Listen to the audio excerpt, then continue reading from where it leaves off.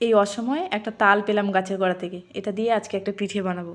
দেখো, চালের গুঁড়ি নিয়েছি, তাল নিয়েছি, আর নিয়েছি নারকেল আর চিনি। সবগুলো উপকরণ নিয়ে রেডি করে নিলাম। এখন কড়ার মধ্যে 1 কাপ দুধ গরম করে তার মধ্যে 1 কাপ চিনি দিয়ে দিলাম, আর দিলাম নারকেলের ছই, পরিমাণ মতো লবণ, তাল, একটু নাড়াচাড়া করে তার মধ্যে দিয়ে দিলাম চালের গুঁড়ি। যে চালের গুঁড়িটা আমাদের রাখা ছিল সেইটা সবটাই দিয়ে দিলাম। ব্যাস, এবারে একটু ভালো করে নাড়াচাড়া করে নিলাম। উনানের আঁচটা মিডিয়াম রেখে মোটামুটি কষা কষা মতো হবে সেই রকম করে নামাতে হবে, যাতে এরকম হাতে না লেগে যাচ্ছে সেই রকম।